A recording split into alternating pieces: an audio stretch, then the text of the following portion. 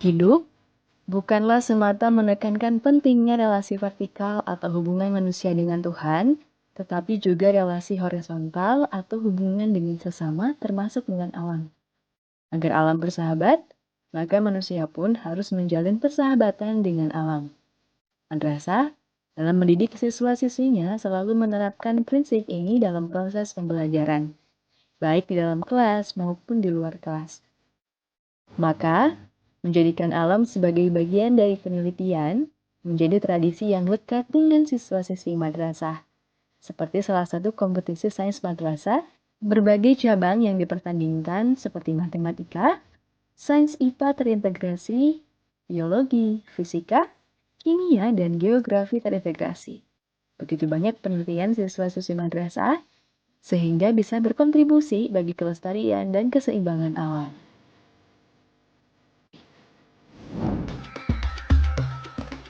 Assalamualaikum warahmatullahi wabarakatuh. Alhamdulillah wa syukurillah, saya Hamdan Al-Kafi kembali bisa menemani dan menjumpai Anda adik-adik pemirsa di rumah dalam program yang insya Allah selalu memberikan manfaat dan maslahat untuk kita semua, yakni Syiar Madrasah Ramadan, sebuah program edukatif yang insya Allah selalu bermanfaat untuk siswa-siswi di rumah dan madrasah seluruh Indonesia, dan dengan berisikan materi pembahasan mengenai baca tulis dan kandungan ayat suci Al-Quran, sejarah Islam atau tarikhul Islam di Nusantara, pendidikan akhlak, dan juga sains.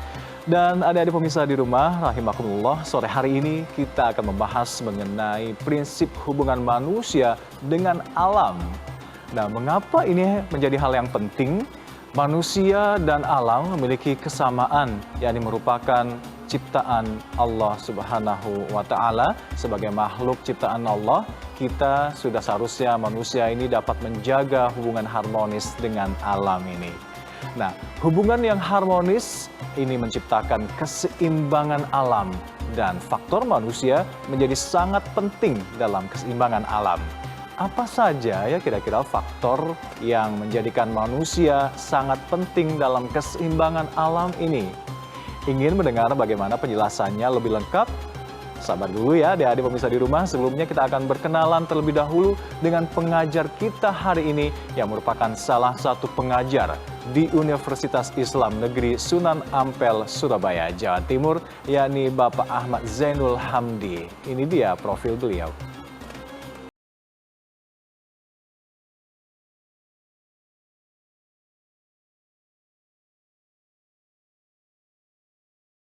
Dr. Ahmad Zainul MAG, pria kelahiran Lamongan 18 Mei 1972 ini merupakan salah satu pengajar di UIN Sunan Ampel, Surabaya.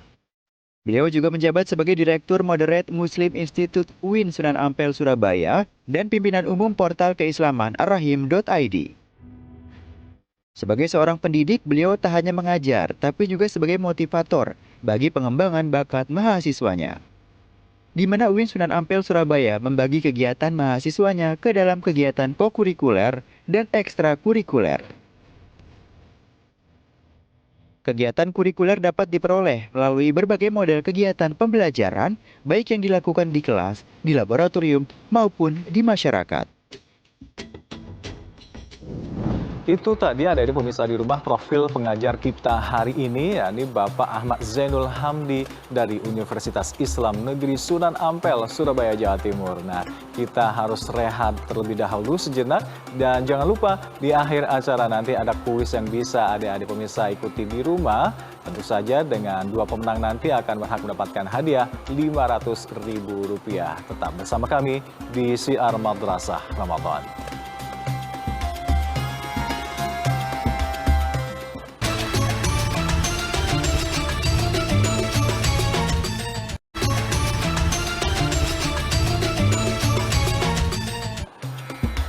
Syukron katsiran, terima kasih masih setia bersama kami di Syiar Madrasah Ramadan. Pasti ada di pemirsa di rumah sudah tidak sabar untuk mendengarkan materi pembahasan hari ini mengenai prinsip-prinsip hubungan manusia dengan alam ini. Langsung saja kita simak pembahasan selengkapnya yang akan dibawakan oleh Bapak Ahmad Zainul Hamdi. Silakan tafadhol. Assalamualaikum warahmatullahi wabarakatuh. Adik-adik tersayang, Selamat bertemu dengan saya. Dalam pertemuan ini kita akan membicarakan tentang satu tema yang sangat menarik. Tema ini berkaitan dengan bagaimana hubungan antara kita sebagai manusia dengan alam yang ada di sekitar kita. Tema ini menarik karena nyaris semua laporan dari para ilmuwan mengatakan bahwa dunia kita sekarang sedang berubah. Dunia kita kalau dibiarkan tidak ada perubahan, maka tidak akan lama lagi bumi kita ini tidak akan layak untuk kita jadikan sebagai hunian. Nyaris di semua tempat di bumi ini tidak ada satupun manusia, dimanapun dia hidup, dimanapun dia tinggal, yang dia tidak merasakan nestapa karena alam yang sedang marah. Nah, menurut saya ini adalah hal-hal yang membuat kita menjadi menarik bagi kita untuk mulai bertanya, sebetulnya bagaimana sih seharusnya hubungan antara kita sebagai manusia dengan alam di mana kita tinggal. Nah, adik-adik tersayang, saya ingin mengawali pembicaraan kita kali ini dengan satu ayat di dalam Al-Quran. Ayat ini keren, adik-adik, keren banget, keren. Ayat ini nanti akan saya hubungkan dengan setidak-tidaknya dengan IPA yang biasa kita pelajari, ya, yang pasti adik-adik ngerti. Nah, ini ada di dalam Al-Quran surat Al-An'am ayat 38 yang berbunyi seperti ini. Wa ma min dabbatin fil ardi wala ta'iru yatiri bijanaha wala ta'iru yatiru bijanahaihi illa umamun amsalukum. Ini keren menurut saya.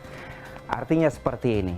Tidak ada satupun hewan yang merayap di atas bumi, dan juga tidak ada satupun burung yang terbang di angkasa kecuali mereka itu adalah umat seperti engkau juga. Nah, apa sih maksudnya ayat ini?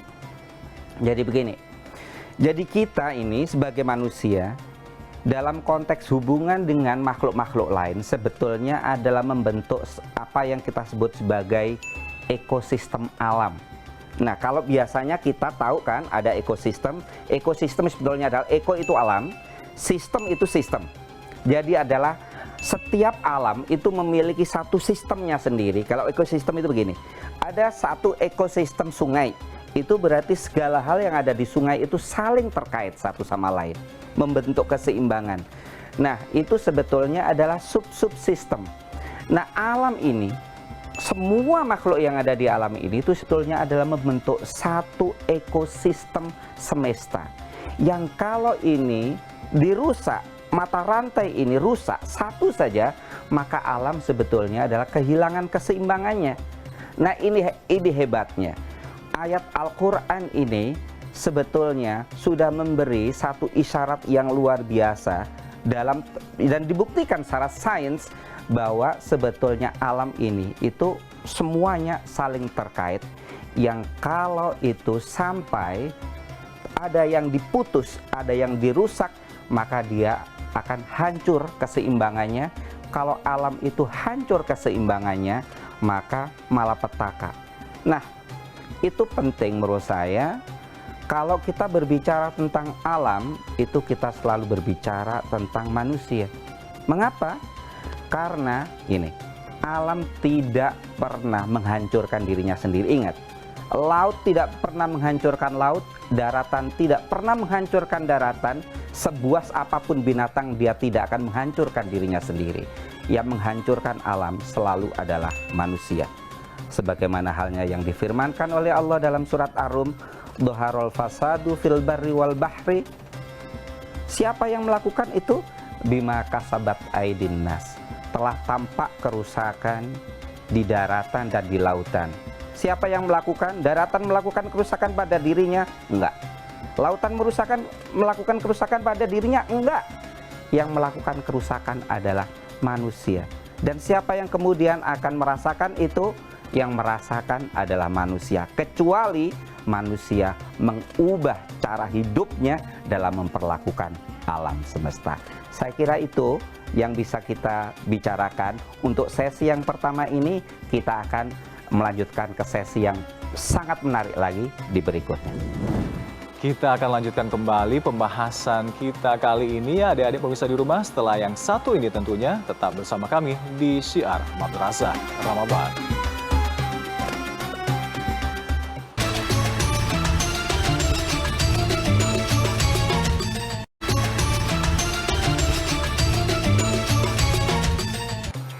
Terima kasih, syukran jazilan masih bersama kami di Syiar Madrasah Ramadan. Dan kini kita sudah mengetahui bersama-sama bahwa manusia dan alam adalah satu kesatuan. Lalu bolehkah manusia memanfaatkan alam?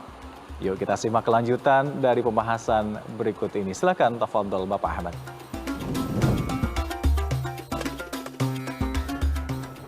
Baik adik-adik tersayang, kita jumpa kembali. Kita melanjutkan apa yang sudah kita bicarakan sebelumnya. Sebelumnya kita sudah membicarakan bahwa begitulah seharusnya hubungan antara manusia dengan alam. Bahwa manusia itu adalah menjadi bagian dari ekosistem semesta. Nah sekarang pertanyaannya adalah, boleh nggak manusia memanfaatkan alam? Kan katanya manusia menjadi bagian dari ekosistem semesta. Boleh nggak manusia memanfaatkan alam? Itu istimewanya manusia. Manusia diberi keistimewaan oleh Allah Subhanahu wa Ta'ala menjadi bagian dari semesta dan sekaligus memanfaatkan semesta, memanfaatkan alam. Itu hebatnya manusia. Nah, saya ingin menyitir satu ayat di dalam surah Al-Hud di mana Allah berfirman seperti ini. Huwa ansha'akum minal ardi wasta'amarakum fiha, al-ayah, yang artinya seperti ini. Dia, Allah, telah menciptakan kamu dari bumi. Jadi kita ini, asal kita saja itu udah menunjukkan bahwa kita bagian dari bumi. Nah kemudian Allah menjadikan kita sebagai makhluk bumi yang tugasnya adalah untuk memakmurkannya. Nggak ada yang lain-lain yang diberi tugas itu kecuali kita. Nah, saya ingin menggarisbawahi seperti ini.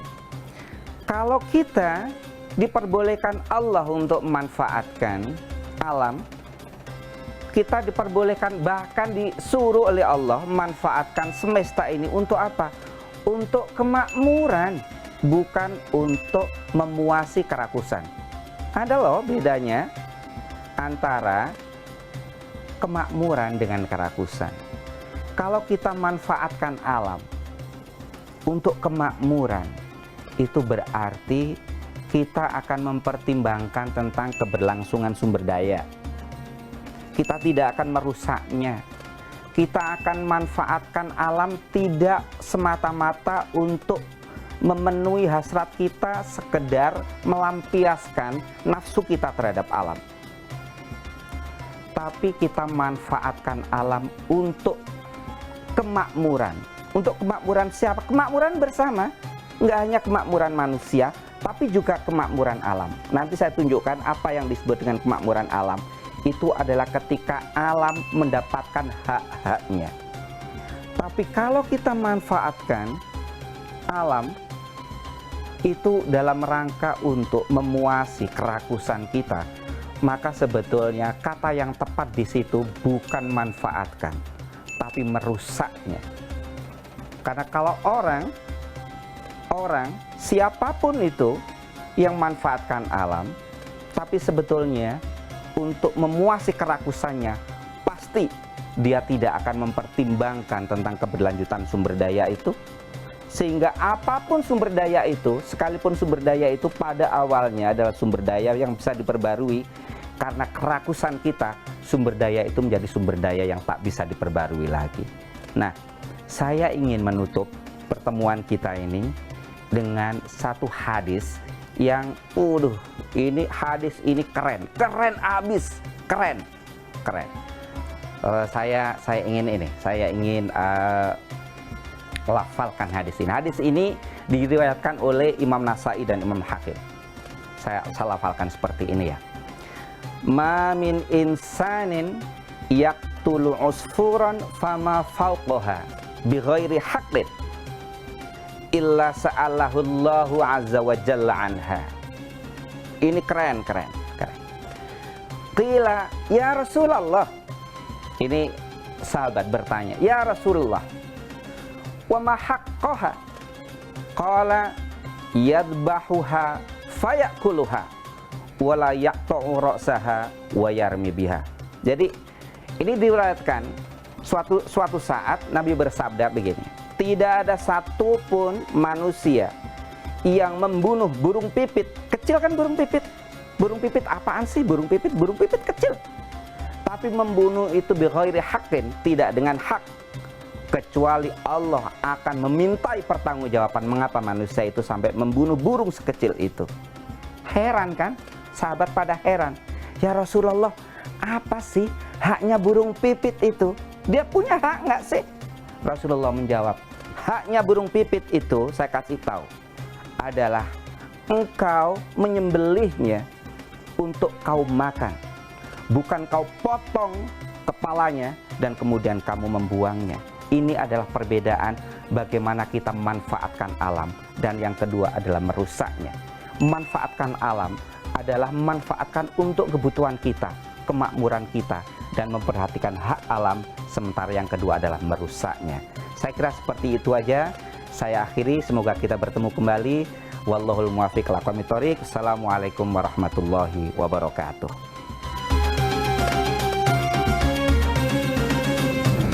Nah, jadi adik-adik di rumah, kita manusia ini boleh memanfaatkan alam untuk kemakmuran dan untuk sesuatu yang baik tentunya. Bukan hanya semata untuk memuaskan keserakahan kita secara membabi buta tanpa mempertimbangkan keseimbangan alam tentunya. Nah, baiklah, kita akan segera menuju kuis yang sudah ditunggu-tunggu oleh adik-adik pemirsa di rumah pastinya. Pertanyaan kuis hari ini adalah, suatu tatanan kesatuan secara utuh dan menyeluruh antara segenap unsur lingkungan hidup yang saling mempengaruhi disebut A. Ekologi, B. Ekosistem, atau C. Mikroorganisme. Nah, pertanyaan yang kedua, manusia diberi hak istimewa oleh Allah Subhanahu wa Ta'ala untuk memanfaatkan alam ini sebagaimana yang dijelaskan dalam Al-Quran surah A. Al-Hud ayat 61, B. Ar-Rum ayat 41, atau C. Al-An'am ayat 38. Nah, jawaban adik-adik di rumah bisa langsung ditulis di kolom komentar dari postingan banner tema hari ini yang diunggah di akun Instagram @metrotv. Namun jangan lupa untuk terlebih dahulu memfollow akun Instagram @metrotv. Nah, kita tunggu jawaban adik-adik pemirsa di rumah hingga pukul 21 waktu Indonesia Barat malam ini. Dan dua pemenang yang jawabannya benar akan mendapatkan hadiah masing-masing Rp500.000. Nah, untuk adik-adik yang sudah berpartisipasi dalam kuis sebelumnya atau di episode sebelumnya, ini dia jawabannya yang benar kita umumkan hari ini. Dan inilah nama-nama dua pemenangnya yang beruntung.